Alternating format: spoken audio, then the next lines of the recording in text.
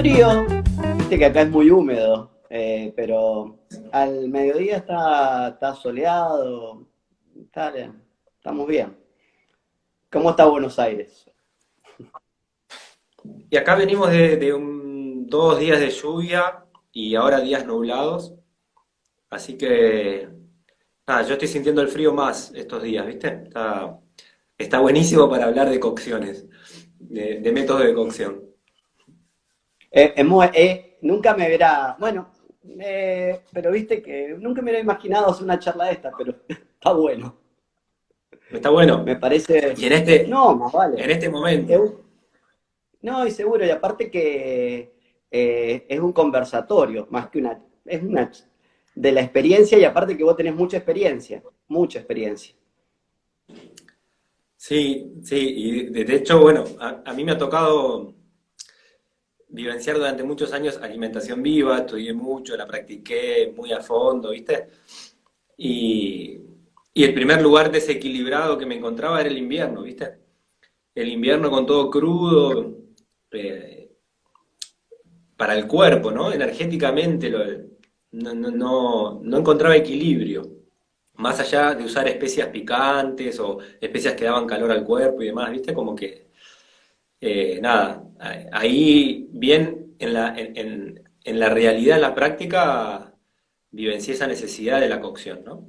Que por otro lado, cuando te acercás a cualquier otra medicina, medicina china, ayurvédica, lo que sea, siempre el uso del calor tiene una función de equilibrar cosas, ¿viste? Es muy Ujú. interesante cómo se usa terapéuticamente, ¿no? Para llevar el alimento a un lugar en el cual al ser humano le va a impartir algo que tiene que ver con equilibrarlo, ¿viste?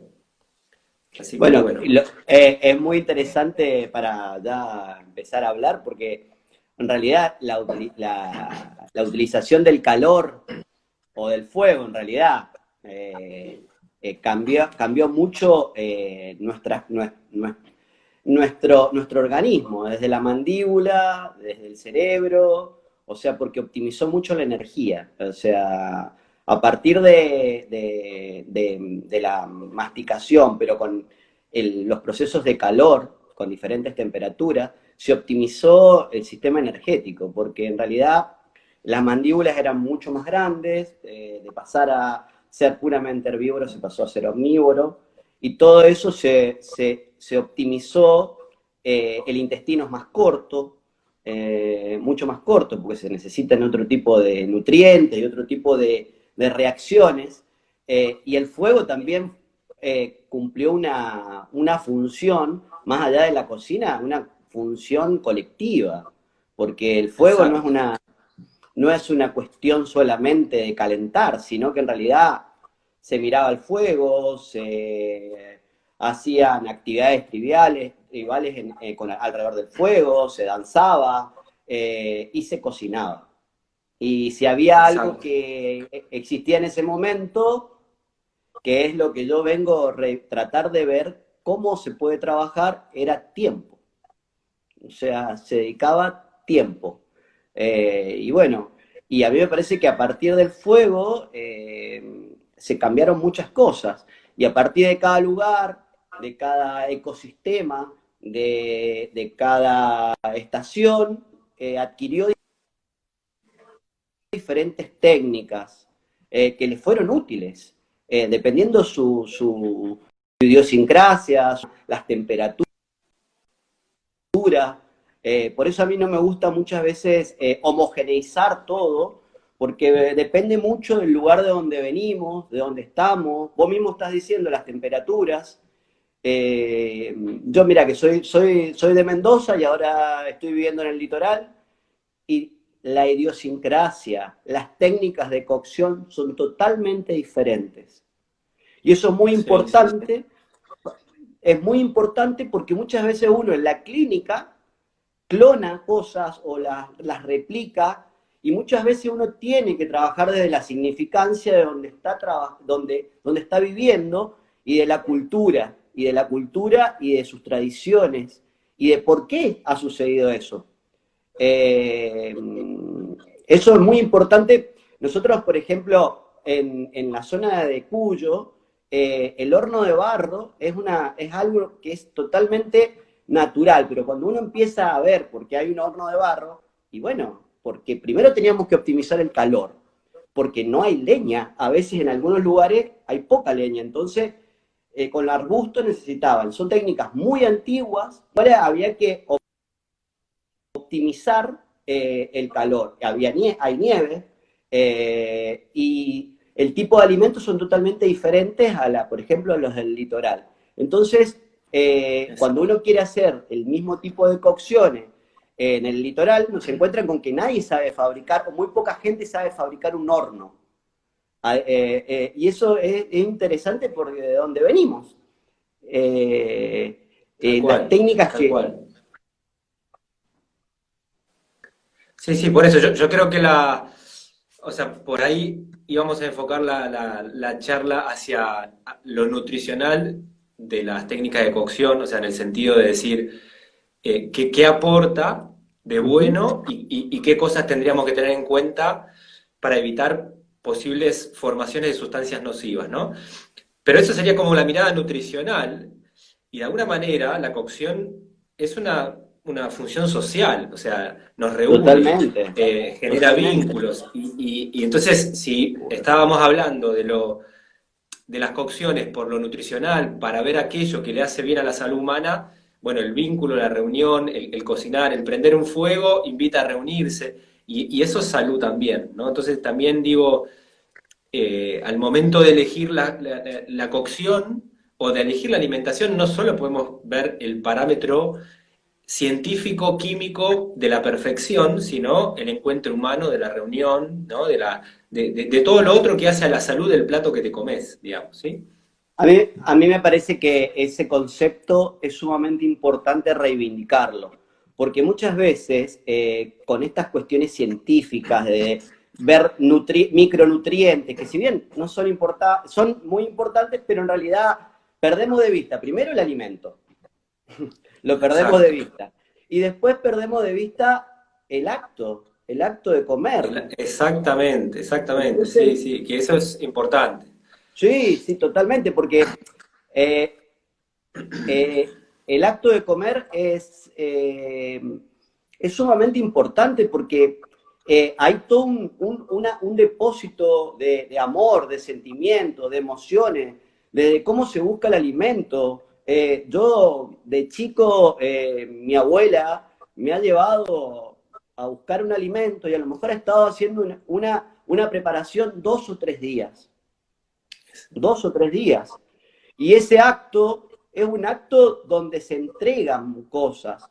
Y yo lo que veo en este momento, más allá de, no es que el tiempo, o sea, es como que el tiempo que le dedicamos a la comida se ha como eliminado. Entonces, bueno, obviamente que también tiene que ver con la cantidad de estresores que nosotros tenemos, el tipo de actividades, pero también la industria nos ha hecho creer que eso, la rapidez, que lo tenemos todo solucionado, todo eso ha llevado a que se homogenicen muchas cosas, desde los sabores, desde los olores, y hasta Sí, el sí, mismo sí. acto de cocinar. ¿Eh? Entonces me parece Sí, sí, que sí. el tema de la técnica de cocción, las técnicas, yo cuando lo hablaba con vos, me interesa muchísimo porque también desde la práctica clínica es importante, o como vos, como tallerista o como formador, es sumamente importante reivindicarla, porque es parte también de la nutrición, no es una cuestión puramente del alimento desglosado. Tal Entonces, cual. me parece que no se pueden separar las cosas, y me parece que las técnicas de cocción en los últimos 20, 30 años, yo me he encontrado yo trabajo mucho en el terreno, en territorio, y a través de políticas sociales que se han hecho, porque a lo mejor son crisis, lo que se ha visto diferentes en estos últimos 40 años es que se ha llevado a que 2 o 3 generaciones no tengan contacto con la cocina. ¿Mm? Exacto. Y no, porque en realidad la que sabe cocinar a lo mejor es la abuela. No tienen contacto, tampoco tienen contacto con el ambiente, con el domicilio y el Ujú. peridomicilio, donde se pela, donde se corta, donde se puede cosechar, donde se puede buscar. Solamente se va y se busca y hay una cuestión de desorden de vínculos familiares. Sí, Entonces, sí, sí. eso, más allá de las crisis, es un tema de que, bueno, decir, bueno, ¿qué saberes se perdieron? ¿Qué saberes se perdieron para volver? Porque en realidad cuando nosotros tenemos que trabajar desde lo nutricional con alguna familia, si no tiene saberes, si no sabe cómo una técnica, solamente sabe una técnica, es difícil a veces y uno tiene que empezar Sí, a entrar a cosas muy básicas y a lo mejor tal tiene que cual, trabajar con la abuela, tiene que trabajar con tal cual. alguna idónea del lugar que pueda acompañar ese proceso. Ujú. ¿Te parece? Empecemos, yo decía, ir por grupos de alimentos, aunque algunas Dale, técnicas se usan en muchos grupos de alimentos, pero como para ordenarlo de alguna manera, podemos empezar con los vegetales, ¿sí? dale. Digamos, con las distintas maneras de cocinar vegetales que conocemos, los pros y contras que vemos en cada uno, o qué cuidados tener, o sea, la cocción al vapor, el blanqueado, el Dale, hervido, el nituque, el wok, ¿sí? dale. Eh, a mí, por ejemplo, una que uso mucho es el nituque. Yo el nituque lo aprendí haciendo cocina macrobiótica y me quedó instalado, ¿no? ¿Querés Lo explicarlo? conoces. Está bueno que lo expliques, porque a lo mejor Sí, hay muchas personas que no lo conocen. sí, yo lo cuento, igual en un post de mi página está explicado al detalle por si me pierdo de alguna cuestión, ¿sí? Pero es básicamente pincelar una cacerola, yo suelo usar aceite de oliva, eh, y cortar vegetales, 3 4 con distintos cortes, que a medida que vas aprendiendo a manejar la técnica, haces los cortes de forma tal de que cuando el plato está terminado estén todos cocidos de forma pareja, ¿sí? Y lo pones por capas. Generalmente abajo pongo cebolla o ajo o morrón, algo que en contacto con aceite mejore su sabor, ¿sí? Y después pones, no sé, bastoncito de zanahoria o pones unos zapallitos cortados en gajos, ¿tá? Tapas y cocinas a fuego mínimo. Es Ujú. súper importante que sea una pelusa el fuego, ¿viste? Entonces, lo que se genera es, y no pones nada de agua, o sea, el calor, al estar la olla tapada, hace que los vegetales desprendan líquido, eso genera vapor, y entonces es como una manera de cocinar al vapor, pero sin vaporiera, ¿sí?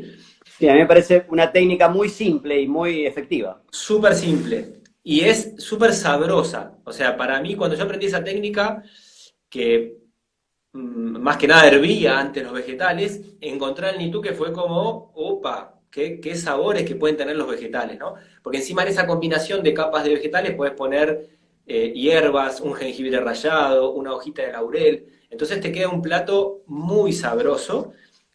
El líquido que desprende es mínimo y vos lo terminás consumiendo. Entonces, cuando cocinamos vegetales, siempre las pérdidas que pueden producirse son las vitaminas hidrosolubles, ¿sí? O sea, vitaminas del Totalmente. grupo Eso es B, C. lo que te quería comentar, que el principal problema del hervido de los vegetales, de hervirlo, es las vitaminas hidrosolubles. Y obviamente, si se va a consumir ese caldo, bienvenido sea. Pero lo que Bienvenido tenemos sea. que lo que tiene que quedar claro, que dependiendo que los vegetales se pueden consumir crudos o se pueden consumir cocinados. El tema es que depende también de qué nivel energético tenemos, porque hay personas que no pueden digerir lo crudo, entonces tenemos que utilizar otro tipo de técnicas porque no tienen con qué, o sea, y eso tiene que quedar claro, porque son etapas de las personas y dependiendo qué proceso, hay personas que no pueden digerir. Una cosa muy interesante también es que hay ciertos alimentos que tienen muchísimas propiedades crudos, pero cuando los cocinamos tienen otras. Y Cambian, exacto, eso es muy exacto. interesante. Eso es muy interesante, por ejemplo, ya que estamos con el cocinado, por ejemplo, con el brócoli. El brócoli se ha visto que cuando se lo machaca el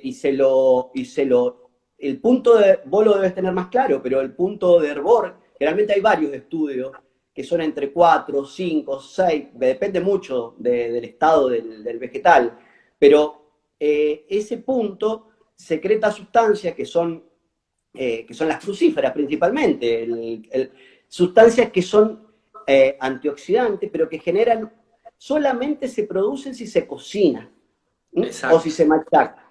Si no, no. Exacto. Y eso Sí, produce en una cocción al vapor, en un nituque, o sea, el nituque a veces lleva más tiempo, puede llevar 20 minutos, porque hay todo un primer tiempo en el cual se tiene que calentar adentro, ¿sí? Los vegetales, desprender agua, formar vapor, y ahí se va a empezar a cocinar.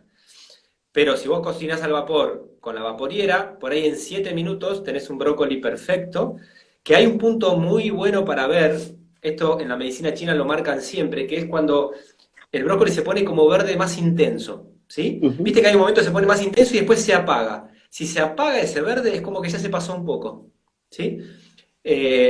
O vegetales de hoja, viste que se cocinan rápido. Entonces yo por ahí, en una cocción al vapor o en un nituque, los agrego al final y Y sí, se van a totalmente, ablandar, se van a ablandar, pero la hoja tiene que mantener ese brillo intenso, ¿viste? Ese seguro. punto es ideal en el sabor y es ideal en cuanto a nutrientes, ¿viste? Es cuando también están disponibles determinados nutrientes que crudos por ahí no estaban disponibles. Bueno, lo de la cantidad de estudios que están saliendo sobre los sulforafanos y sobre el indol Ujú. 3-carbinol, que es una sustancia que generalmente tiene el brócoli, cuando se machaca, que en realidad en este momento que hay tanta cantidad de alteraciones con los estrógenos en las mujeres, en realidad lo que hace esta sustancia es mejorar el metabolismo de los estrógenos, el indol 3-carbinol, y los sulforafanos, un antioxidante muy, muy importante en la fase 2 hepática. Y cada vez, y se ha visto que principalmente son los brotes de brócoli los que tienen Mirá, sulforafano. Y cuando se mirá. junta con, por ejemplo, los brotes de brócoli, es la mayor cantidad. Pero tienen que tener, aunque sea ese machacado y ese pequeño hervido o que tenga que salga la sustancia, porque se tiene que romper, que es mínima. Exacto, Pero es sumamente exacto. importante el calor, a eso es lo que plantean. Es sumamente Sí, importante el calor y a veces hay sustancias que lo potencian. Por ejemplo, dice que el sulforafano lo potencian las semillas de mostaza. O sea que eso es muy interesante, las combinaciones. Pero bueno, y otro ejemplo que a mí me gustó también es la cocción del tomate. Porque sí, es interesante. cuando cocinamos el tomate, yo que he vivido en la zona de Cuyo que hacemos salsa de tomate durante mucho tiempo, juntamos la familia, traen los cajones, tenemos que envasar, tenemos que pelar. En realidad, bueno, que vienen todas de estas tradiciones españolas e italianas, en realidad. El tomate tiene un antioxidante que en realidad es un betacaroteno que es muy potente, que es el licopeno. Y el Sí, licopeno lo descubrieron por casualidad hace un par de años, porque en las poblaciones italianas no tenían, había muy poca cantidad de cáncer de próstata. Entonces, esos eran gran consumidores de salsa de tomate, ujú. gran consumidores. Sí, Hicieron sí, un sí, estudio epidemiológico, obviamente. Entonces, lo que sí, se sí. vio es que este licopeno, cuando se cocina el tomate, es una molécula que se tiene que doblar, y cuando se cocina el tomate, sucede eso y el licopeno sale. Y el licopeno se produce y generalmente, obviamente, que todos estos betacarotenos son más absorbibles con grasa. Ellos le ponen aceite de oliva a la Exacto. salsa. Es Sí. muy típico que la salsa de tomate, después de cocinada, después la utilicen como ensalada o le pueden poner aceite de oliva y albahaca o le ponen una grasa Ujú. porque son liposolubles. Son cosas que la han hecho instintivamente. Sí, sí, son esas preparaciones que van quedando en el tiempo, que son como saberes así culturales que hay que reconocer y mantener, ¿no? O sea, que mantener el tiempo, ¿no? Digo. Otra cosa que a mí me encanta es el wok. El wok en Argentina no se usa tanto, ¿sí? Yo lo aprendí de cocinas más orientales, digamos, ¿no? Pero a mí me gusta lo que se logra al final, que es la verdura como sellada por fuera, pero dentro está cruda, ¿no? El sabor que lográs está muy bueno. Y es una cocina, o sea, es un método rápido, ¿viste? Vos calentás el wok, yo lo suelo calentar con agua, para que no se queme el wok, ¿no? Entonces, mientras voy calentando el wok, voy haciendo los cortes de verduras. Suelo usar 3 4 verduras, una en media luna, una, viste, tipo palitos, cosas así. Después descartás ese agua que se calentó, pones la materia grasa y Ujú. tirás los vegetales. A veces los tiro por orden de dureza, ¿sí? Si alguno lleva más tiempo que otro. Pero es algo que haces en, no sé, 5 minutos, o sea, en 10 minutos exagerando. Y de vuelta, el color de la verdura es alucinante, el sabor que lográs, ¿sí? Y lográs eso de romper un poco las fibras vegetales para mejorarle la digestibilidad, pero sigue estando, viste, ahí entre crudo cocido, ¿no? Ese punto que para mí es muy interesante del wok. Bueno, y el wok también Cocinás. Ujú. permite después, no, yo lo uso mucho también como técnica de cocción para agregar o cosas que ya tenía cocidas, por ejemplo, no sé, un arroz que Ujú. tengo cocido y enfriado lo tiro ahí al wok, o una quinoa, ¿sí? Es muy bueno para cocinar pescados, cocinás rapidísimo los pescados, ¿sí? Algún pescado que tenga Seguro. más estructura se cocina rapidísimo. Cocino mucho con algas en el wok también, algas cortadas tipo las wakame, las kombu en tiritas, queda riquísimo. Entonces, nada, para mí es algo que está poco usado en Argentina. Me doy cuenta como que no está Y es instalado, muy ¿viste? práctico. Muy práctico, sí, sí, sí. Lo que acá yo veo y lo que utilizo a veces, si bien por una cuestión de practicidad, es el disco. A veces se utiliza Claro. el disco con las verduras y la parrilla, porque muchas veces también tenemos que tener, ya que estamos hablando de vegetales, es que muchas veces la parrilla no es solamente para cocinar carne. No, no, no, no. No, para mí prender un fuego a la parrilla es cocinar todo lo que pueda en el momento. Por más que yo, bueno, de hecho, al tener una familia numerosa, digamos, trato de aprovechar cada vez que prendo un fuego para hacer por lo menos 2 o 3 comidas.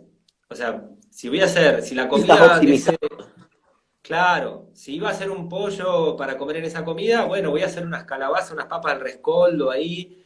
O sea, voy a dejar verduras preparadas para otra comida o vegetales asados para después usarlos en una tortilla.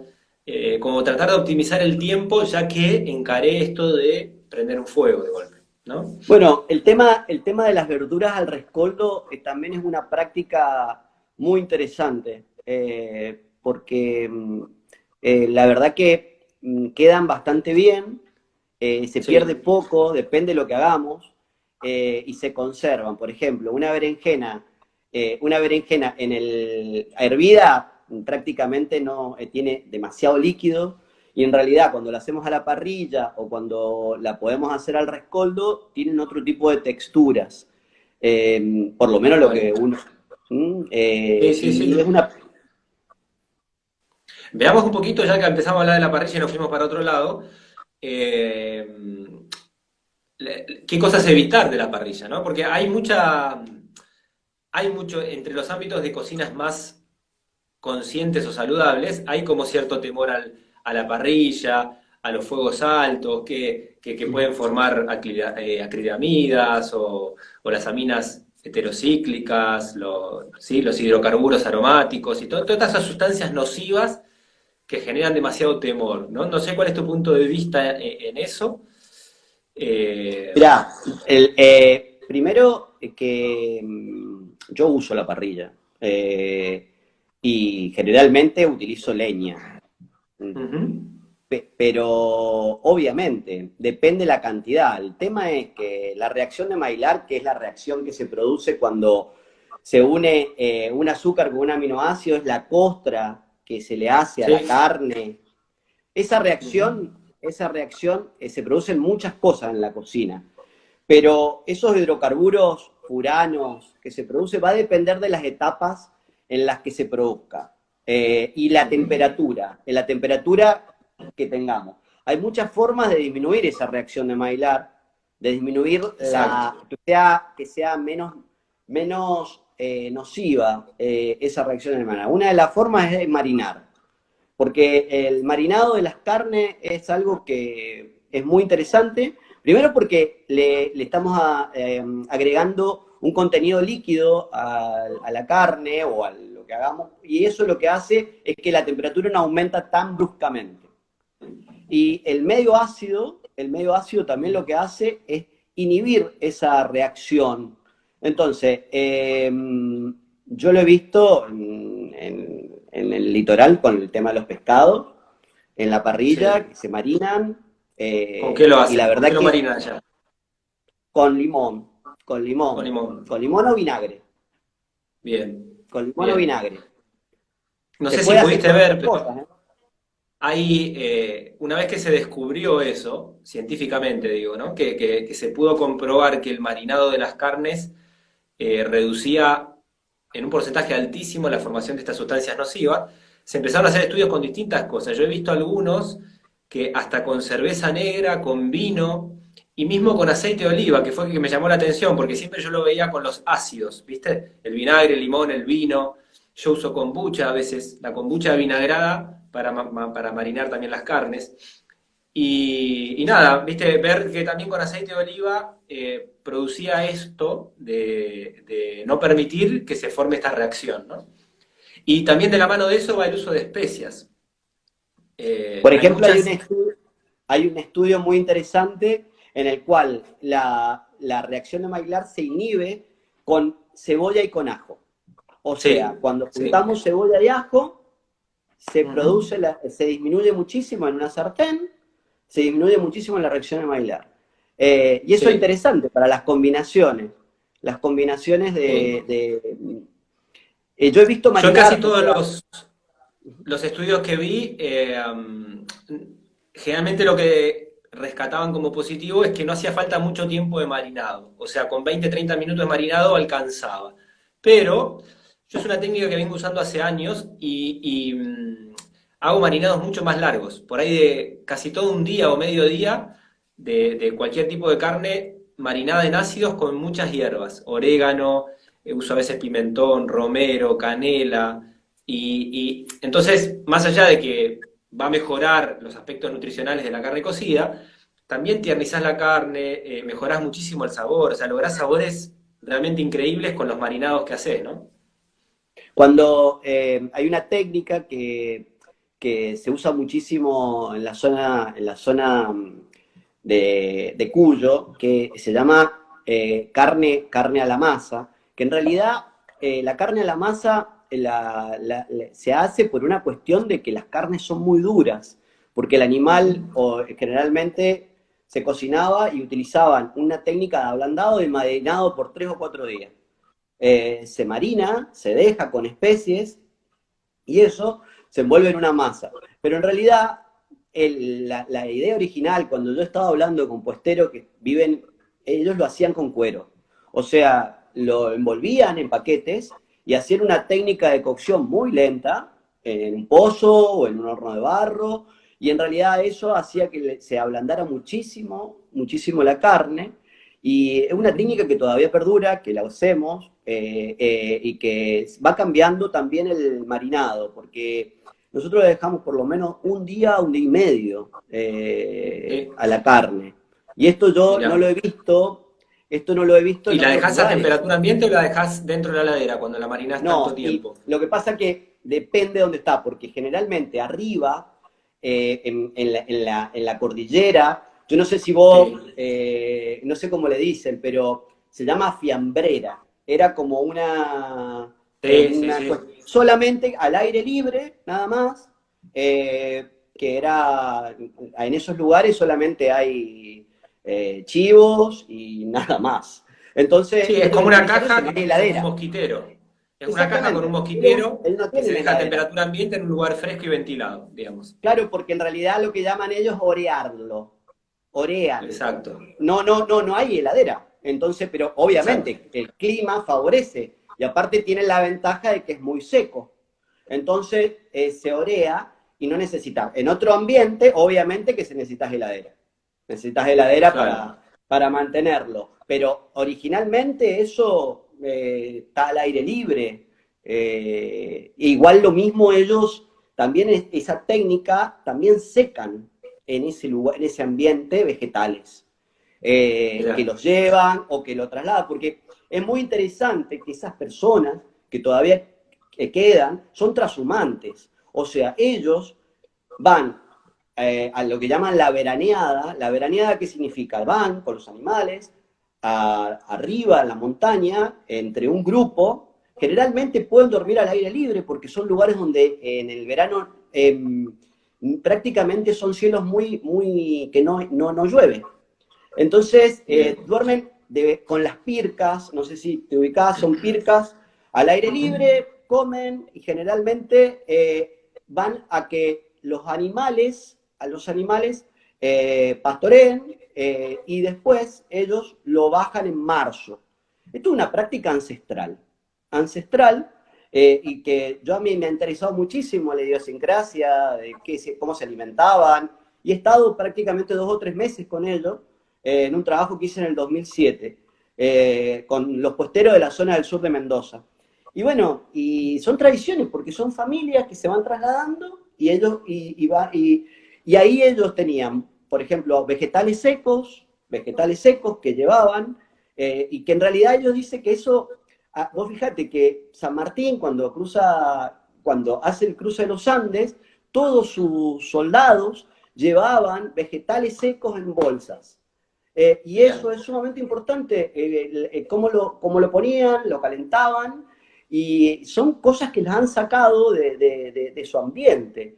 Y ellos utilizan la técnica del oreado, la técnica del charqui, o sea, de la carne con sal, porque en realidad necesitan estar ahí.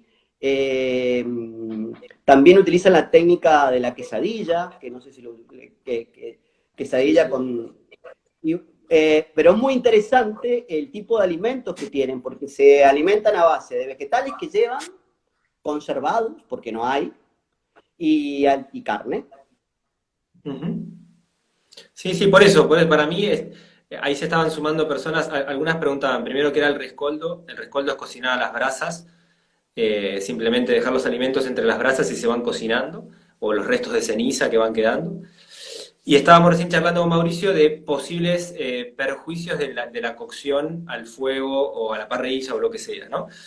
Entonces explicaba un poco lo del marinado para minimizar las reacciones de Maillard, Totalmente. ¿sí? Y después lo que decíamos de que todo esto hay que verlo en el contexto de una alimentación, ¿sí? Porque nadie, por lo menos creo que tampoco es tu visión, recomienda que va a estar cocinando a la parrilla todos los días y lo único que vas a comer es comida cocida a la parrilla, ¿sí? O No. sea, en una dieta equilibrada va a haber vegetales crudos, fermentados, vegetales hechos hervidos, estofados, lo que sea. Y dentro de esa variedad, yo creo que la Pues parrilla, por lo menos más acá, ¿eh? imagínate que estas personas que comen, en Sí, realidad comen a la parrilla, que yo te decía, pocas veces, porque en realidad tienen otras claro, técnicas donde optimizan la energía para cocinar mucho más efectiva, como es el estofado. Por ejemplo, el estofado es una técnica de sí, las más antiguas, porque en realidad es una cocción muy lenta, donde se ablandan, se eternizan la carne, por ejemplo, y es una de las principales técnicas que se dejaba algo ahí y uno se iba. Entonces, exacto. el estofado, para mí, es una de las técnicas que veo más frecuentemente y que después se transformó en un guiso, porque en realidad el guiso, cuando uno pregunta cuál es la comida preferida en algún lugar o cuál es lo más típico, eh, te dice el guiso. Pero cuando uno empieza a analizar cuál es el guiso de cada lugar, se encuentra con un montón la palabra es igual, pero en realidad el tipo de nutrientes es totalmente diferente. En el 2000, hará 10 años, hicimos un trabajo con el Instituto de Cultura Popular, que se llama Incupo, con personas que trabajan ahí, y con un grupo de personas que trabajaban en los centros de salud donde estaba yo, en las zonas rurales, de más o menos 25 o 30 escuelas. Entonces le preguntamos a cada chico cuál era su comida preferida, cuál era la que más le gustaba. Prácticamente el 80 o el 90% dijeron que era el guiso. Cuando nosotros analizamos el valor nutricional y cómo estaba hecho cada guiso, a medida que nos íbamos acercando a la ciudad, en la distancia, íbamos viendo cómo se cambiaba la técnica y cómo iba disminuyendo el valor nutricional. ¿Por qué? Porque en las idóneas que estaban adentro, en la zona rural, conservaban las técnicas que ellos tenían. No congelaban, tenían su huerta, estaban con tiempos a lo mejor de un día podían hacer cocciones muy lentas, con menos cantidad de líquido, no había alimentos procesados, sin embargo era un Sí. guiso para ellos. Y Ujú. en los otros lugares eran congelados, habían perdido los tiempos, eran muy, muy cortos los tiempos de cocción, y generalmente la paleta de sabores de los chicos del interior era mucho más amplia. Y eso es muy importante Mirá, porque los chicos tenían una paleta muy diversa, cuando en realidad cerca de la ciudad eran muy intensas y eran 2 o 3 sabores.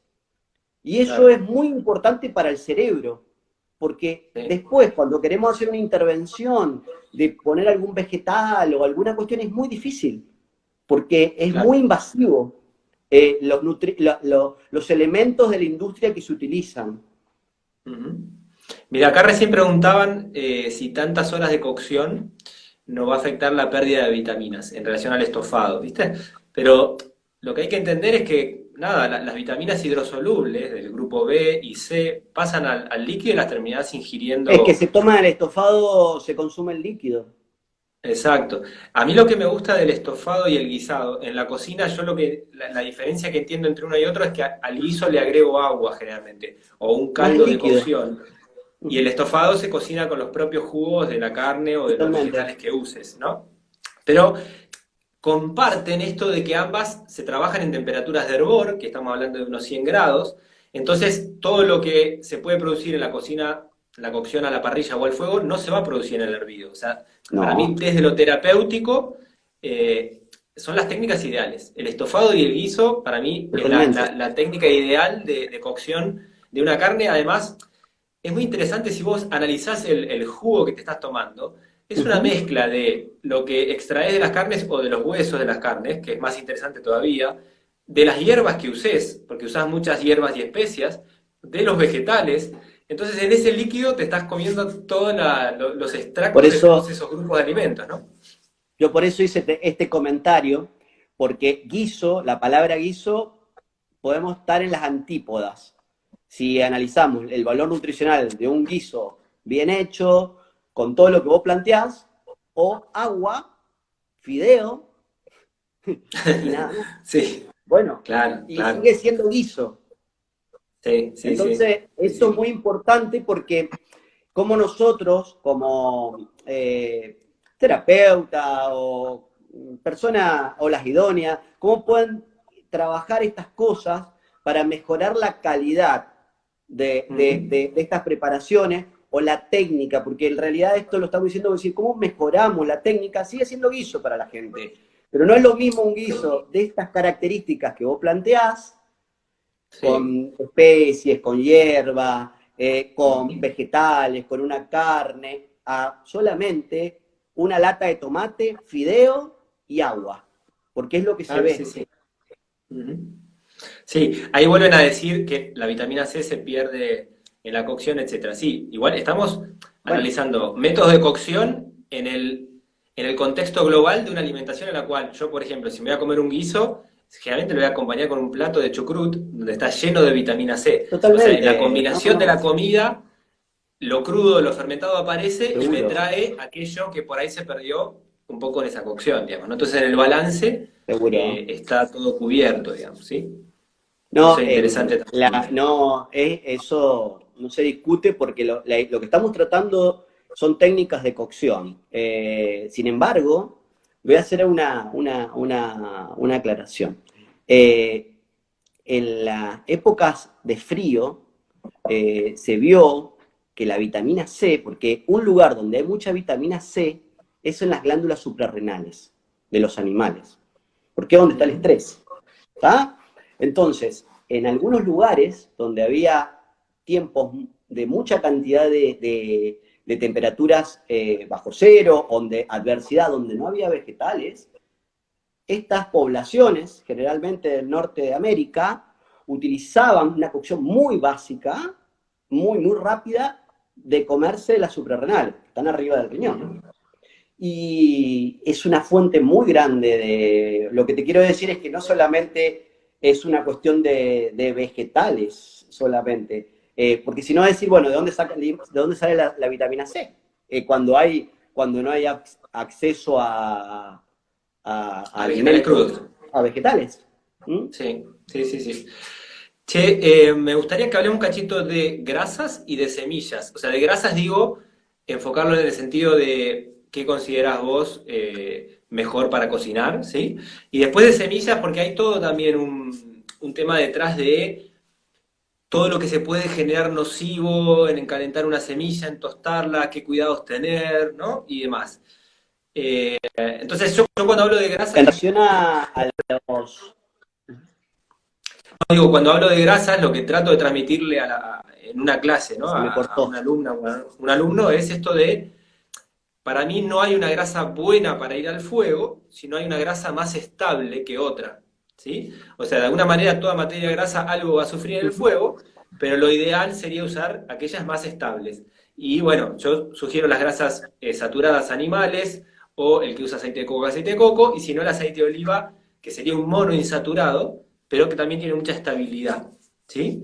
Ahí no sé cuál es tu punto de vista en relación a esto de con qué grasa cocinar, digamos, ¿no? Bueno, yo coincido con vos. O sea, primero que tenemos que desmitificar el tema de que las grasas saturadas son malas.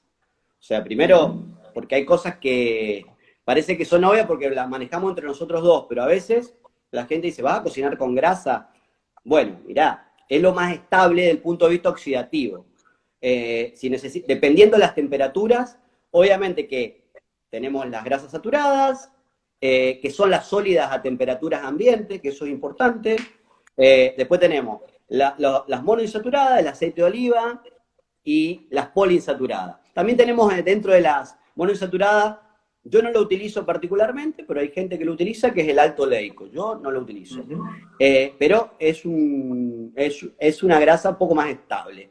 Es como el Todas las... oliva, digamos, como el Exactamente, lo aceite de mismo. oliva. Exacto. El aceite de oliva. ¿Qué es lo que es importante? ¿Qué es lo que es? Si nosotros vamos a utilizar una grasa en crudo o vamos a utilizarla o vamos a calentarla. Y esto es sumamente importante, lo que vos planteás de la estabilidad oxidativa, porque el problema es cómo se oxidan o la oxidación de los lípidos, de las grasas. Y eso se produce con la temperatura. Y eso, todas estas sustancias de las que hablamos, se producen cuando hay oxidación. Oxidación. Por eso, ¿cuáles son las grasas más estables? Bueno, principalmente las grasas que a la temperatura ambiente son sólidas, las saturadas. Por ejemplo, ¿cuáles son las saturadas? La grasa animal es excelente en algunos lugares para cocinar. El aceite de oliva es monosaturado, pero ¿cómo? Porque voy a decir, bueno, cocino con aceite de oliva. Bueno, ¿a qué temperatura vamos a utilizarlo el aceite de oliva? Porque es fundamental. El aceite de oliva, a ver, yo trato de utilizar más aceite de oliva para cocinar que aceite de coco. Aceite de coco, por una cuestión de accesibilidad, el aceite de oliva, hay excelente aceite de oliva en ¿Sí? la Argentina. Me parece que el nivel es muy bueno. Y lo que mirá, se hizo un estudio que se analizaron prácticamente 22 a 23 tipos de grasas. A ver cuál era la más estable en las temperaturas. Y se llegó a la conclusión de que el aceite de oliva y el aceite de coco eran los más estables. Pero se vio que esa estabilidad depende de varias cosas. Primero de la temperatura, pero también de las sustancias antioxidantes que tengan, porque va también a Exacto. depender de la calidad del aceite de oliva, de la calidad del aceite de coco, de la grasa animal, porque hay que Ujú. ver. Entonces se vio que si nosotros adosamos o le ponemos algunas sustancias al aceite de oliva, producen mayor estabilidad oxidativa. Por ejemplo, se analizaron cinco sustancias y esas sustancias salió que la que mejor tenía estabilidad oxidativa, más allá de la temperatura, era el, el, el uy, se me fue. El, Lo, el lo que, oliva o... ¿Cómo? O la palta también, el aceite de palta. Lo que pasa es que acá en Argentina no hay. Yo no lo he usado, pero es el romero. Cuando se le pone romero, Claro, ahí me salió, cuando se le pone romero al al, oliva. al, al oliva, y si se lo muele, una sustancia natural, lo que produce es aumentar la capacidad de resistencia.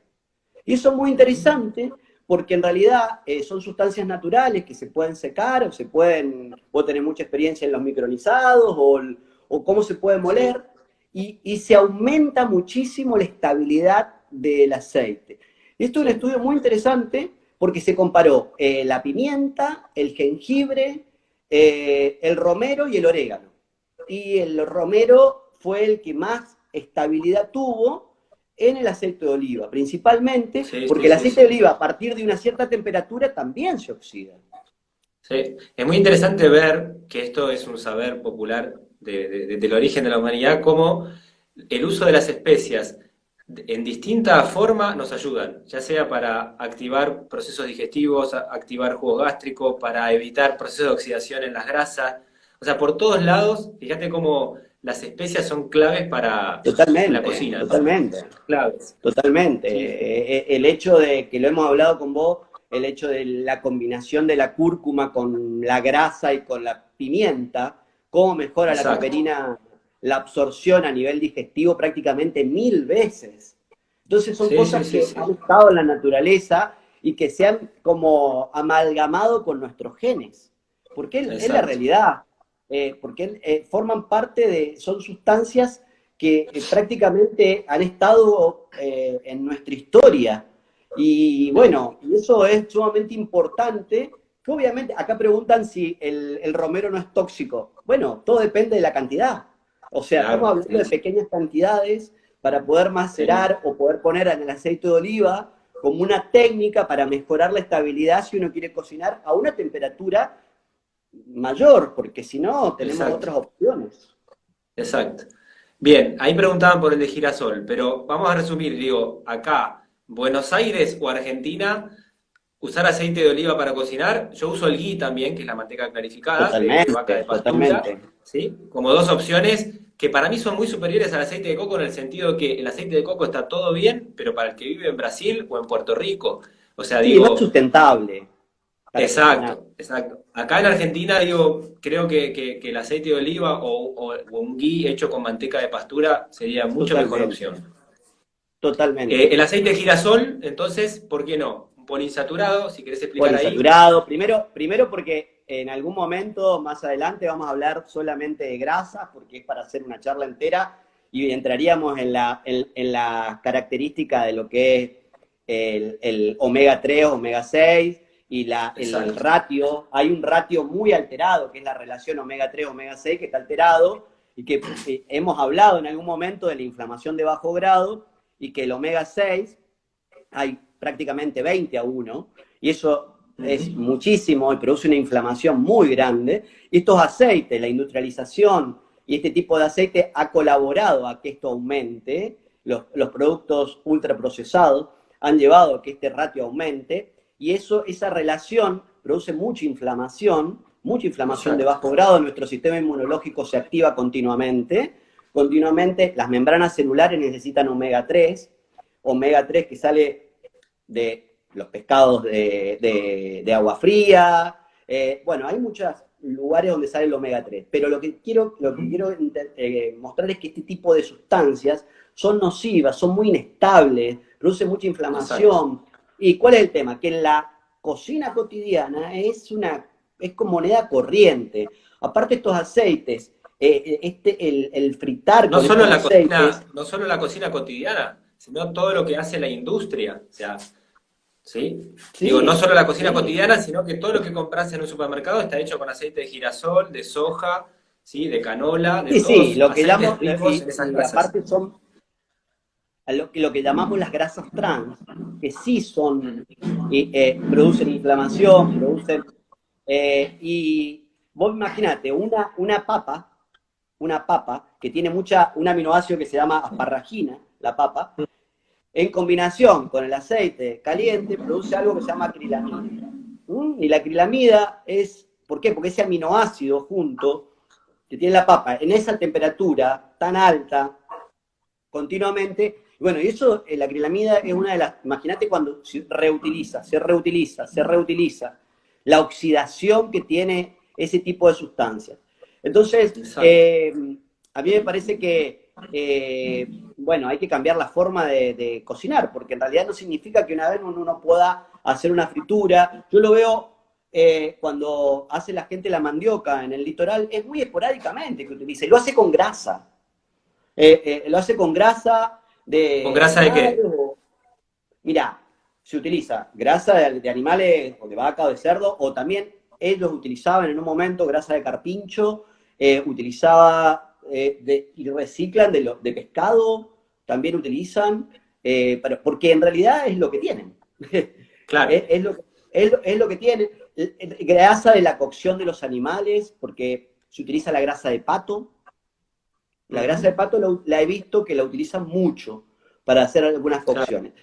Eh, Te quería comentar el tema de la cocción que se me fue, la cocción de los pescados o de los pescados al vapor. Eh, Sí.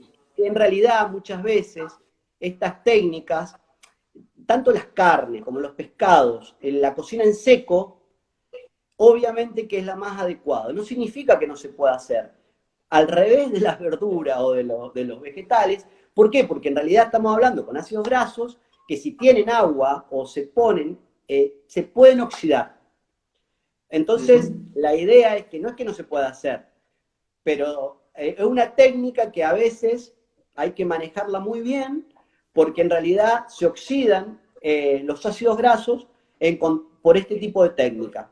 Entonces, en Exacto. seco, se entiende lo que quiero decir, no significa que no se pueda hacer al vapor, pero no son las técnicas más adecuadas para que Ujú. podamos tener esos nutrientes. Estamos hablando, por ejemplo, de los ácidos grasos omega 3. Exacto. Y en relación a las semillas, yo lo que generalmente sugiero Contame tu evitar, experiencia. no, yo lo que sugiero evitar es las semillas tostadas compradas, generalmente para mí están tostadas de forma excesiva, en temperaturas altísimas, y es ahí donde se empiezan, o sea, se ponen rancias muy rápido y uno se va a comer todas esas grasas oxidadas, ¿sí? Totalmente. Entonces, cuando alguien quiere hacer un tostado, porque el tostado lo que tiene es que también mejora el sabor, ¿sí? Yo siempre lo que sugiero es hacerlo, primero sugiero remojar y activar la semilla, ¿no? Después escurrirla, pero si querés secarla, tostarla en una sartén a fuego bajo y siempre revolviendo, ¿viste? Donde empieza apenas a desprender el aroma a la semilla, ya la saco. O sea, casi no cambia el color, digamos, ¿sí? O el cambio del color es mínimo, justamente para evitar ese exceso de tostado que después lo que hace es poner rancia en la semilla muy rápido y destruir estos ácidos grasos, vitamina E, ¿sí? Muy sensibles en las semillas, ¿no? Pero Yo digamos, coincido con vos, me parece que vos con el tema de las semillas tenés mucha experiencia. Y la verdad que en este momento en el cual ha habido, no sé si te pasa a vos, como una moda en algunos momentos del tema de la utilización de la semilla y para mí están mal utilizadas en las combinaciones, en los panificados, hay un exceso y la verdad que nuestro sistema digestivo la padece. Lo padece exacto. porque en realidad las combinaciones, yo no sé si es una moda o una cuestión, no son las adecuadas porque los antinutrientes, más ahí no hay una Claro, masa madre. para mí se metieron dos conceptos, se mezclaron dos historias. Una es todo lo que trajo la alimentación viva, o sea, el raw food, ¿sí? Que trajo como esa fobia de que todo lo que pasaba por arriba de 40, 45 grados era nocivo para la salud, ¿viste? Entonces, yo lo que digo es hacer un tostado en el cual vos o sea, tuestes la semilla con cuidado, sin que se pongan oscuras, negras y que tomen ese sabor amargo y que es evidente que te pasaste, no es para nada nocivo, ¿sí? Y de hecho cualquier estudio que muestra que algo malo se puede empezar a formar en las semillas es por arriba de 120 o 150 grados y Seguro. con mucho tiempo de exposición, ¿sí? Porque no es solo la temperatura, sino el tiempo. ¿sí? Toda la degradación es mucha temperatura, mucho tiempo. Y la otra es esto de las semillas empezaron a usar como reemplazo de los cereales en función de la cantidad de enfermedades y problemas que tenemos hoy y de intolerancias que el gluten, las lectinas y demás, ¿no? De los antinutrientes de los cereales. Pero mucha gente usa harinas de semillas sin activar, o sea, sin remojar, sin secar correctamente, o sea, directamente muele las semillas, come una cantidad exageradísima que tampoco tuvo como una comparación en la historia evolutiva humana. O sea, nunca el ser humano comía la cantidad de semillas que estamos comiendo ahora, digamos, ¿sí? Yo estoy Entonces, totalmente de acuerdo porque lo veo en la clínica. Cuando vemos la historia de lo que ha comido y en realidad la distensión abdominal y las intolerancias que generan, obviamente después se va a volver a comer en la forma correcta, pero en realidad me parece que coincido plenamente con el exceso que hay en este momento. exacto. Y también viene de la mano de una moda, hay cosas que son muy simples y a veces las complicamos.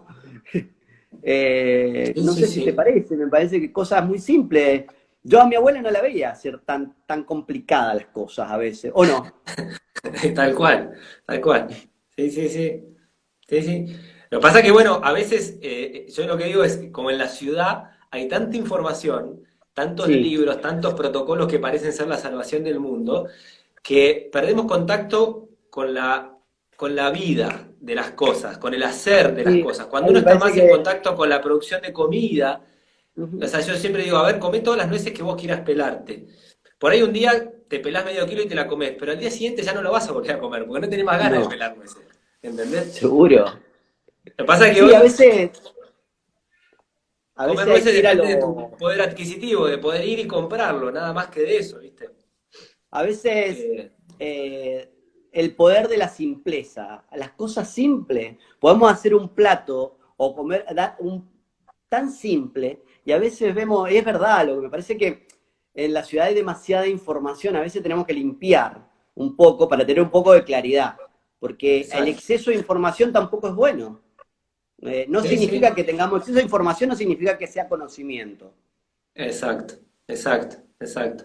Te quería comentar un poco que me había olvidado. Ah, para terminar. Decime. No, no, digo, nos queda un minuto y medio y nos están quedando temas afuera. Eh, Quería comentarte un poco del almidón resistente que me parece muy interesante. sí, y también yo creo que estaría bueno hacer una pequeña mención de la cocción de los cereales y las legumbres, que Dale, se relaciona con los almidones resistentes. Y se relaciona también con algo que también arrastra esto de la alimentación viva, de comer cereales crudos, ¿viste? Yo los encuentro tremendamente indigestos. ujú, Así que nada, si querés, hagamos este minuto, cuando se corte podemos volver a conectar dale, porque hay muchas y, preguntas. claro, y hacer unos minutitos más para No ver hay lo que quedó problema. afuera, digamos, ¿sí?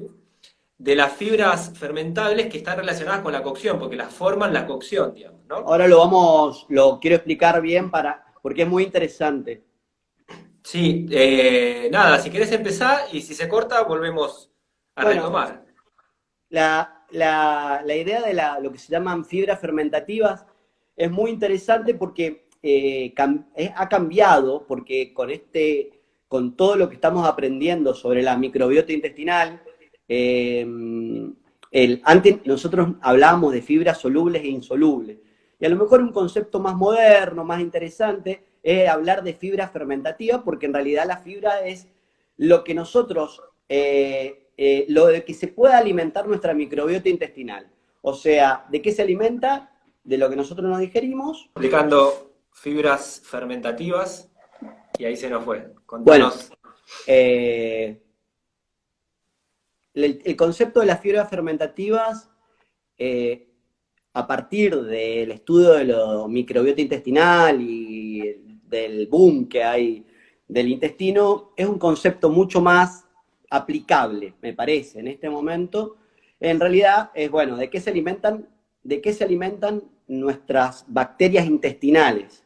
Entonces estamos hablando de fibras fermentativas, o sea, ¿qué le da de comer a nuestra microbiota, para que lo entiendan? Y hay Es muchísimos. lo que hoy, perdóname, es lo que hoy la gente le dice prebióticos. O sea, probióticos serían las bacterias de alguna manera. Claro, prebióticos. Y Exacto. dentro de eso tenemos las fibras fermentativas, que las fibras fermentativas hay muchas. Y cada una tiene su particularidad. Pero a mí me gusta hablar vamos a hablar de dos o de tres que tienen que ver con este tema de la cocción, porque a partir de la cocción se transforman en fibras fermentativas. Si no, cumplen otra función. Ujú. Porque cruda cumplen otra función, tienen antioxidantes, pero generalmente, por ejemplo, las pectinas, las pectinas que las tenemos principalmente en dos alimentos que a mí me gustan mucho y que son una de las principales fibras fermentativas. Una es la zanahoria y otra es la manzana. Entonces, la zanahoria, que la podemos hacer al horno, la podemos hacer al vapor, cuando en realidad eso está en las pectinas, están principalmente en la cáscara. La manzana también tiene en la cáscara las pectinas. Cuando en realidad se utiliza el calor, esa pectina sale. ¿Mm? Y eso se transforma en una fibra fermentativa. O sea que una compota de manzana es fundamental. O una manzana al Ahí horno. vemos el beneficio de la cocción, ¿no? Como esto de Sí, sí. cocinar, o sea, crudo, cocido, las dos cosas tienen sus pros y sus contras, digamos, ¿no? Claro, Como, por ejemplo, la manzana cruda, la cáscara de una manzana agroecológica o biodinámica, tiene muchísimas propiedades la cáscara. ¿M? Por ejemplo, tiene algo que se llama quercetina y que es un antioxidante muy potente, pero cocinada, las pectinas se transforman y es una fibra fermentativa fundamental. El hecho de cocinar a la zanahoria, el hecho de cocinar la zanahoria, los betacarotenos que tiene la zanahoria, que son lo previo a que se produzca vitamina A, es necesario que se utilice calor. Los ujú, betacarotenos, como expliqué también con el licopeno, ¿m? Que el licopeno sí, del tomate, el calor es fundamental. Y para que se absorba, necesitamos grasa, porque son exacto. liposolubles. Entonces, una combinación de estos alimentos, por ejemplo, la zanahoria, si nosotros ponemos un aceite de oliva o otro medio graso, es como que hacemos dos cosas. O sea, tenemos una fibra fermentativa y la grasa cumple una absorción de los betacarotenos, que es sumamente importante, pero también la grasa, como por ejemplo un buen aceite de oliva, un ghee, tiene un papel fundamental en la regulación de la microbiota intestinal, porque no es que es fibra fermentativa por acá, no, es polifenoles, fibra fermentativa, es una combinación de cosas que suceden, que lo que hacen es producir butirato, que es una de las sustancias, que produce un efecto antiinflamatorio, mediador químico, disminuye la inflamación de bajo grado, regula la microbiota. Entonces, todo eso es fundamental que la hacen las fibras fermentativas. Entonces, la manzana y la zanahoria, dependiendo si la hacemos cruda o cocinada, una es polifenol, por ejemplo, la manzana cruda y se transforma en una fibra fermentativa si la cocinamos. Cocida, ¿De qué exacto. forma? Y generalmente en la cáscara, porque la cáscara es donde mayor cantidad de pectinas tenemos. Es Sí. fundamental. Una razón más para tratar de seguir fomentando el consumo de verduras y frutas agroecológicas, biodinámicas, Totalmente. orgánicas, ¿no? Porque si no nos vamos a comer todos los agrotóxicos que estén en esas pieles, Obviamente, digamos, ¿no? porque está seguro, seguro. Y otra de las características de las fibras fermentativas es lo que se denomina el almidón resistente.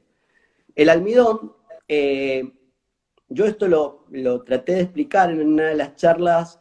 ¿Por qué? Porque generalmente esto no nace del laboratorio. El almidón que tienen los tubérculos, principalmente el camote o la batata y la papa, La papa. generalmente muchas poblaciones muchas poblaciones utilizaban una técnica de cocción donde era tipo al rescoldo, la Sí, cocinaban o la asaban y la enterraban. Por una cuestión también de conservarla fresca, de conservarla. Esto en el laboratorio, lo que se hace, en realidad se hizo en un laboratorio, se hace que se cocinaba, por ejemplo, una papa o una batata, yo le digo camote porque también le decimos camote, y eso lo que hace es que la estructura química de estos almidones tienen como dos hebras que se llaman amilosa y amilopectina. Cuando se utiliza el calor, se rompe y sale la amilopectina y queda afuera. Eso, cuando nosotros sale el calor y luego la enfriamos, se llama lo que se denomina retrogradación de los almidones. Queda como, no puede volver. ¿Y eso en qué se traduce eso? Por ejemplo, nosotros la cocinamos a más de 130, 140 grados, y luego la bajamos a una temperatura de 4 grados. ¿Tá? Eso se puede heladera. hacer en la Tierra. Sí, sí. 4 grados, 5 grados, se baja la temperatura y se deja ahí. También se la puede poner en la heladera. Pero es lo que sucede. Esto, en el intestino, lo que sucede es que si nosotros la cocinamos y no hacemos ese proceso, se absorbe automáticamente en el intestino delgado. Se absorbe y se hace un pico, como se hacen los almidones, rápido. Se hace un pico rápido de absorción, nuestras enzimas la digieren y se absorben. Cuando se hace este proceso de retrogradación de los almidones, es el almidón que resiste. ¿Que resiste qué? La digestión. Entonces, ¿dónde pasa? Al colon. Y en el colon, ¿quién se alimenta de este almidón?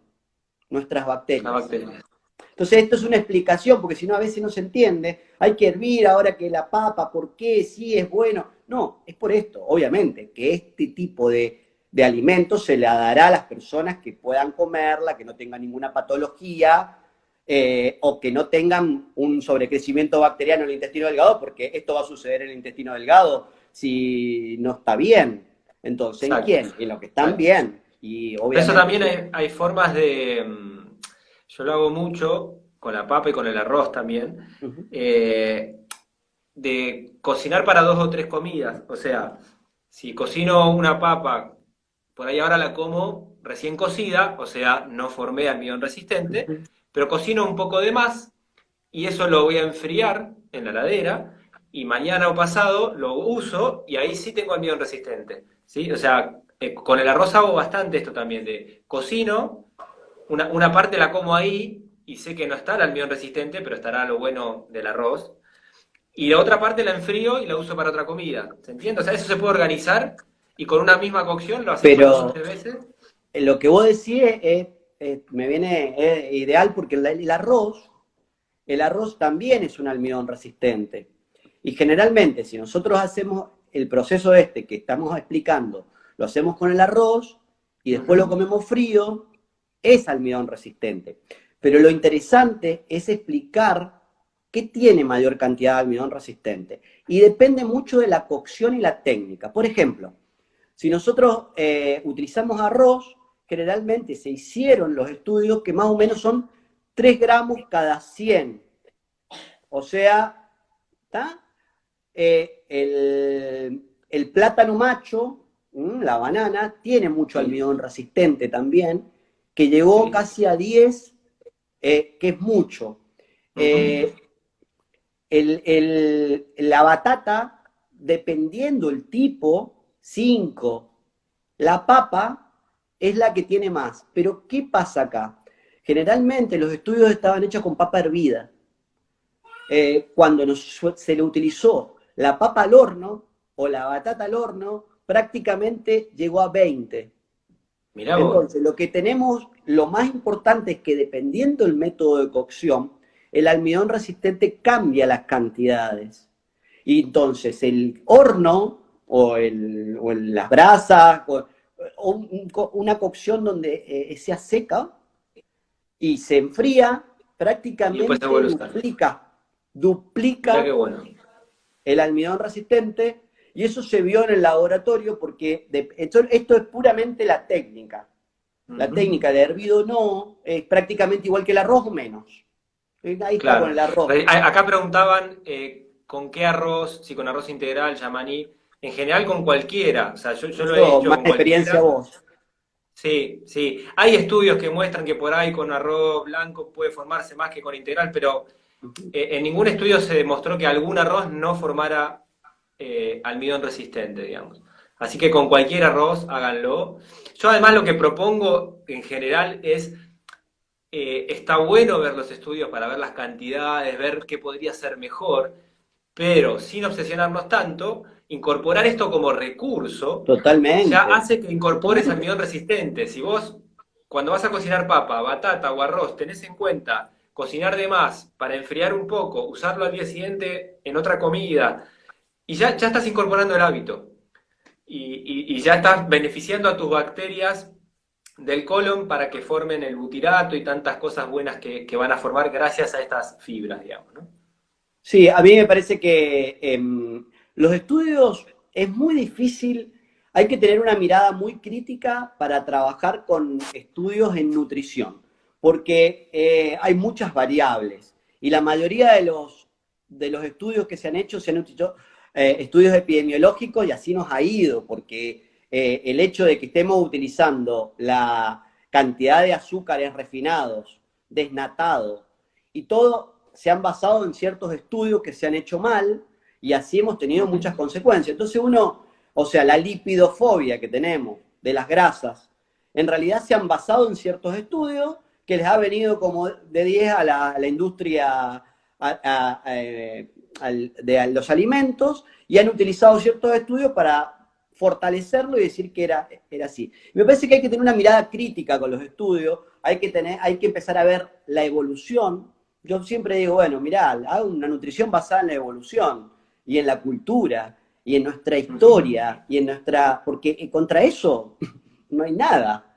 Entonces me parece que uno tiene que decir, bueno, los estudios sirven como para basarse, pero también hay que entender nuestra historia, nuestra idiosincrasia, nuestra Sí, cultura, sí, de dónde venimos, nuestras tradiciones, porque tal también es cual. importante de dónde venimos.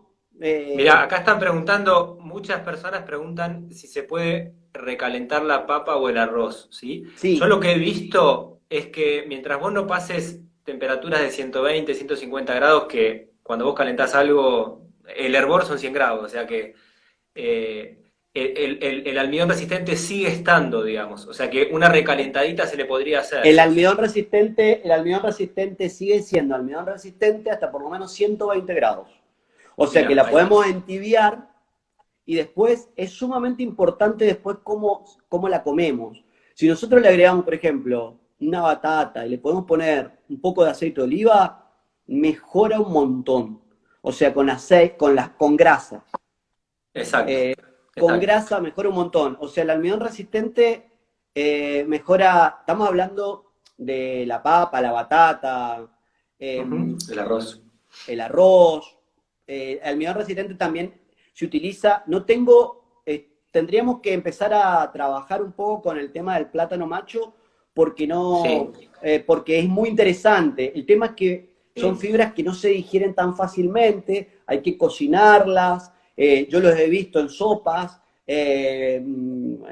interesante, pero Sí, bueno, sí, hay que ahondar. en breve voy a meterme con eso. Un tema más antes de cerrar que me gustaría, porque lo han preguntado bastante, es, yo siempre insisto con el hecho de, más allá de hacer un buen remojo y una fermentación de los cereales y las legumbres, hacer una buena cocción. Y insisto en hacer una buena cocción porque ayuda a terminar de transformar antinutrientes, o sea, por ejemplo, las lectinas, que son tan inflamatorias, con una buena cocción tenés la posibilidad de reducirlas un poco. Pero también insisto por los almidones. Los almidones crudos son indigestos y son un problema para Totalmente. el sistema digestivo, ¿no? Y hay mucha gente que está, o que viene más del palo de la alimentación viva, que come mucho brote de cereal o de legumbre cruda, un brote de, no sé, trigo, un brote de quinoa, un brote de lenteja. Y yo, viste, siempre prefiero, aunque sea un germinado de lentejas largo de 4 días, sugiero que lo blanqueen o le hagan un escaldado, algún tipo de cocción que le mejore un poco la digestibilidad. No sé ahí cuál es tu punto de vista, digamos, yo Yo lo digo esto desde, coincido, también desde la coincido, práctica. es más, he visto personas que son extranjeras y también utilizaban los brotes de alfalfa. Ujú. Y la verdad que la permeabilidad intestinal que se veía era importante. Yo, la verdad que con el tema de las legumbres, eh, trato de que ver cómo está el intestino. Hay veces que por más que le hagamos todos estos procesos, no es recomendable, principalmente porque la saponina que tienen, la mayoría, en realidad, ¿qué son? Son jabones. Y los jabones, las membranas, los fosfolípidos, que son grasas, las membranas, si hay una alteración o hay un proceso donde hay ruptura de la barrera intestinal, es muy probable que no lo toleren y generemos un problema. Cuando esa barrera esté sellada, cuando hay una buena regulación del eje hipotálamo suprarrenal, porque tiene que ver, donde hay una buena absorción, se incorporará de la forma más amable. Pero me parece que dependiendo es bueno esto y depende el momento y en quién. Exacto, exacto. Sí, yo siempre cuento de ahí mi experiencia personal donde durante años haciendo macrobiótica, ayurveda y demás, comía muchas legumbres y siempre me caían mal. Aunque usaba lo que se suele sugerir que son algas kombu, especias y demás. Solo cuando descubrí la fermentación de la legumbre y una buena cocción de la legumbre, tipo las dosas que enseño a veces donde hay todo un día de remojo, un día de fermentación y después una cocción, recién ahí logro una buena digestibilidad de la legumbre.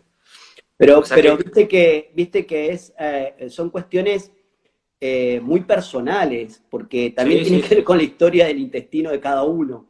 Yo, por tal ejemplo, cual. como quinoa de la forma que coma y me distiendo. Mira, Y bueno, es como una cuestión de que ya estoy sensible y sí, sí. no lo puedo Ujú. hacer. Y así que me parece que es sumamente importante la personalización de la nutrición, porque si Sí, no, hacemos como clonamos recetas y no, me parece que es sumamente... Y vos sos una persona que siempre lo pregonás, yo te he escuchado, y que tiene que ser personalizado, que puede ser como que no. Obviamente que hay normas ujú. generales que uno va diciendo, pero eh, hay que personalizarla la nutrición. Sí, sí, sí, sí, sí, sí. Tenemos que llegar al día en el cual haya una alimentación para cada ser humano que hay en la Tierra, digamos, ¿no? Con sus Seguro, características individuales, ¿no? seguro, Así pero que bueno. también a mí me parece que hay cosas, saberes que tenían nuestros abuelos o nuestros Ujú. bisabuelos, que en realidad me parece que es una época muy aséptica y muy homogénea, donde tenemos que recuperar ciertas cosas que hemos tenido y que nos han acompañado. No tenemos que andar dando tantas vueltas y cosas muy simples que vienen desde hace muchos miles y miles de años. Entonces Sí, me sí. parece que a partir de eso, cuando uno charla con una persona que tiene saberes o con una persona, se asombra de la simpleza y también de los tiempos que utiliza, que el problema acá que decimos que no tenemos tiempo, que no tenemos tiempo, que no tenemos tiempo, y bueno, nos vamos a tener que hacer el tiempo. Tal cual, sí, sí. Sí, sí. Para lo mínimo y necesario para cocinar y para ocuparte de tu alimento es básico. Si no tenés tiempo para eso, hay que replantearse cosas en la vida, ¿no? Porque, nada, es algo esencial. Bueno, a ver si queda alguna pregunta, ya estaríamos para cerrar. Si entra alguna pregunta ahora de algo que no hayamos Seguro respondido. que hay cosas que no, hay un montón de gente que es cocinera, que tiene un montón de experiencia y que me Claro, parece que también nos puede enseñar. Yo aprendo sí, continuamente de sí. muchas personas por de la experiencia. Lo que hemos hecho nosotros es problematizar una temática que me parece eso. No tenemos nosotros no somos los dueños de la verdad. Solamente exacto. podemos transmitir una experiencia y de cómo vemos. Sí. Por ahí preguntan cómo identificar el estado de una barrera intestinal, pero bueno, eso ya es parte de una consulta Sí, me parece médica. que en algún momento más adelante Nada. solamente podemos hablar de intestino, que es un tema que no lo Sí, hemos... de sí, intestino sí, tenemos para lo hablar podemos. cantidad. Bien. Acá, Ahora, mira, algo acá que yo no iba a tocar, que es la cocción en olla a presión, podemos tomar como último tema. Yo, mira, ahí cuento mi experiencia. Yo no uso olla a presión, pero no uso más que nada por porque nunca lo incorporé el recurso. ujú, Cuando yo empecé hace 20 años atrás o más, no estaba bien visto la olla a presión. En ese momento se creía que como la olla a presión cocina 20 o 30 grados más arriba, o sea, más que el hervido común, y eso se creía que podía ser nocivo para la salud. Pero lo cierto es que hasta el día de hoy no encontré un no, estudio confiable no, es que más, muestre que se esos reducen 20-30 los grados tiempos, son un problema. Claro, la se parte reducen buena los de la olla a tiempos, presión, exacto, es que te ahorra mucho tiempo, por lo menos la mitad. se reducen los tiempos y se evita el tiempo. Y mirá, yo la olla a presión Sí, en algunas carnes la utilizo. Y la he aprendido de mi sí. abuela que utilizaba, bueno, esto vamos a utilizarlo, carnes muy duras. eh, se utilizaba, es más, y ese agua también se utilizaba. Por Ujú. ejemplo, es muy frecuente que la olla a presión se utilice para el rabo, para la cola, por ejemplo, que es una Claro. cocción que necesita y tiene mucho colágeno, y Ujú. eso se utiliza para optimizar un poco el tiempo, pero se utiliza eso. Es muy Sí, sí. frecuente Yo la necesidad. solo buscaría, si me tengo que comprar una olla a presión, buscaría alguna de acero inoxidable, o sea, alguna que no sea de aluminio. Yo trato de evitar el aluminio en la cocina por miedo de que migre el alimento Totalmente, y comer, totalmente. ¿viste? Comer aluminio, nada, hay tantos estudios que lo relacionan con el Alzheimer y con distintos problemas de salud que, bueno, trato de evitarlo en la cocina, ¿no? Eso sería lo único que recomendaría en cuanto a si tenés que comprar una olla a presión, ¿no? Yo acá preguntan el tema de el caldo de hueso en la olla. Mirá, yo particularmente el caldo de hueso lo hago en una olla de acero Ujú. inoxidable y hago, Sí. porque es mi momento en el cual le doy tiempo, le doy tiempo, le doy tiempo y no utilizo la olla a presión. En vos tenés mucha experiencia en caldo de hueso, así que Sí, la otra que es buena, pero bueno, ya la dejamos para otro día, pero acá en Argentina está entrando ahora esto, en otros países está muy de moda, que la son de las cocción ollas de lenta. cocción lenta, así eléctricas, ¿no? Esas crock pot o instant Sí, pot y sí, sí, demás sí, sí, que sí. están buenísimas. Si alguno está con ganas de invertir en eso, es un aparato muy útil porque además lo puedes usar para otras cosas, como nada, puedes generar una temperatura determinada, que yo a veces hasta las pienso para fermentados específicos, hasta para hacer un yogur ahí adentro, por ejemplo, ¿no? No, Porque totalmente, regulás muy porque bien tiene, la temperatura. mantiene las temperaturas estables. Exacto, exacto, Es muy exacto. interesante. Acá preguntan las ollas de barro. Yo he cocinado en Sí, barro, hay que tener en cuenta otras cosas, pero en el campo y la gente lo utiliza. Vasijas de barro tienen otros sabores, a mí me gusta mucho. ujú, Con leña y barro, la verdad que, y brasa, sí, es sí, una experiencia y bueno, y hay que esperar.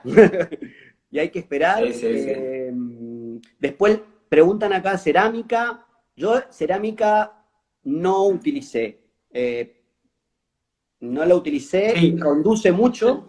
La temperatura sí. conduce mucho y hay que tener cuidado porque para mí. Pero bueno, se utiliza Hay mucho en que la tener cocina. cuidado, hay que tener cuidado que no se cachen y que esos esmaltados de cerámica no lleven metales pesados.